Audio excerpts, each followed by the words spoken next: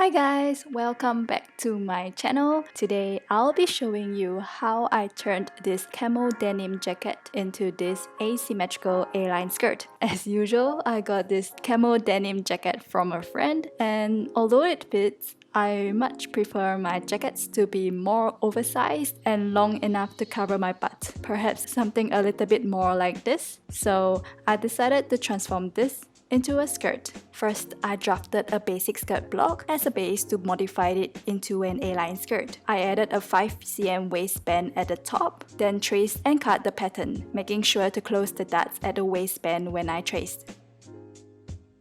So these are the pieces that I have. If you have an A-line skirt that fits well, go ahead and trace that to get your pattern. I left the back piece as it is and traced the front piece again to modify it into this asymmetrical front. For the panel that overlaps at the front, drop 5 cm at the dart and connect it to the side seams in a slight curve. Then draw a straight line down at 90 degrees, going past the original hem by 5 cm since we dropped 5 cm from the waist. We can draw the new hem in a slight curve. For the panel that goes underneath, measure a 15 cm overlap and draw a straight line connecting to the side seam. In hindsight, I would have extended the side seams a little bit more so that there's more overlap, but I didn't do that for this project and it turned out okay. So anyway, here are the patterns for the front. Don't forget to add seam and hem allowance and include the dots and also label which fabric to use when cutting. I wanted the contrast fabric to go underneath and the camo print to be on top. Now we can move on to seam ripping the jacket. I kept the button placket with the buttonholes intact, but seam ripped the button placket with the button. Keep that because we will be using it later. Sadly, the pieces weren't big enough, so I had to sew random pieces together.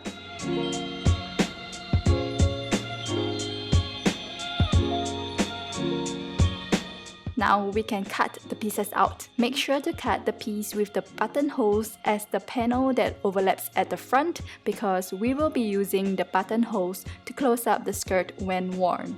I dug into my stash and found this grey fabric that matches with the camo print to use as the contrasting fabric. Now that the pieces are cut, transfer and sew the dots.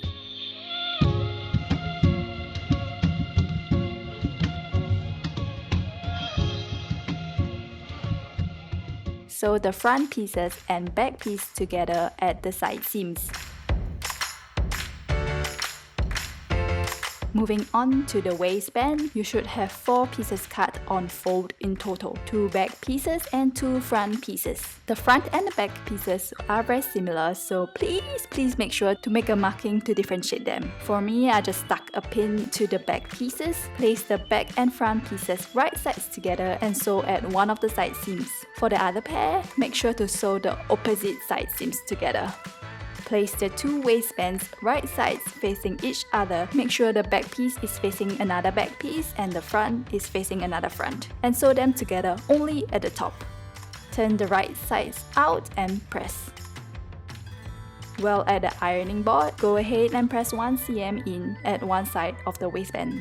Now attach the waistband to the skirt. The right side of the skirt should be facing the right side of the waistband. But here, as you can see, I did this part wrongly. I have the wrong sides facing each other instead, which I fixed later on. So make sure that if you are doing this, have the right side of the skirt facing the right side of the waistband. While at the machine, hem the top of the front panel that overlaps at the front. Now fold over the waistband with it covering the previous stitch just by a little bit and sew it down using this technique called stitch in the ditch. This technique has the top stitches sewn right in the seam, so it's kinda invisible while the bottom stitches catches whatever little fabric that covers the previous stitch. At this point, I tried on the skirt and it looks kinda alright, but that's only if I have it wrapped around with the side seams overlapping, which is not supposed to. So I must have measured my waist wrongly because the skirt is way too big for me. Either that or I lost weight since then. Definitely hope it's the latter. So anyway, to make it fit, I measured how much it was overlapping, seam ripped the waistband, and took in the extra inches from the side seams. There are a total of 4 panels at the side seams, so I divided the overlap by 4, measured accordingly at the side seams, blended the side seams, sew and cut the excess fabric. For the waistband, I measured 2.5 cm away from the seam, sew and cut the excess fabric as well. Attach the waistband to the skirt just like how we did before, and put the skirt back on to check if it fits.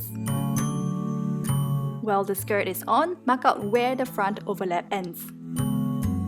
Remember the button placket with the buttons that we saved in the beginning of the project. Fasten one button at the top and match the marking made earlier to make sure that all the buttons are lined up with the buttonholes. If you're starting this project from scratch, you can just simply sew the buttons on. Cut the excess fabric at both ends, making sure to leave 1 cm allowance for hemming at the top.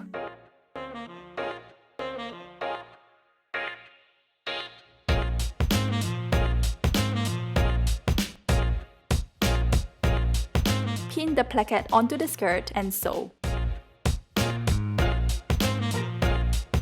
I wanted to add a button at the waistband, but I forgot to include the fabric allowance for that, so there wasn't enough overlap. So I made use of the button placket and inserted it to the front waistband. Put the skirt back on and mark out the buttonhole placement, hem the bottom, including the side, and the skirt should be done. But I don't really like how it sits. There's just too much fabric at the sides. So a quick and easy fix was to wear the skirt inside out, pinch and pin the excess fabric,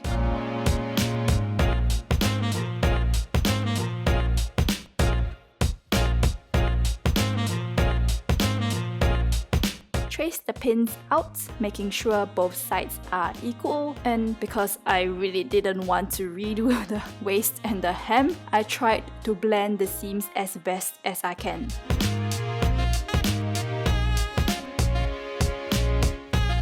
Finally, sew the new seams together and cut the excess fabric. Now we are finally done. Despite the many fitting issues that I had, I'm actually quite surprised with how well this turned out. The only thing is that I should have accounted for more overlap at the side so that I don't have to worry about the gap here. If you had to make fitting adjustments like I did, make sure to reflect the changes on your pattern as well if you are planning to make more of these. I hope you enjoyed what you watched. Do like and subscribe if you did. Thanks for watching, and I'll see you in my next project. Bye!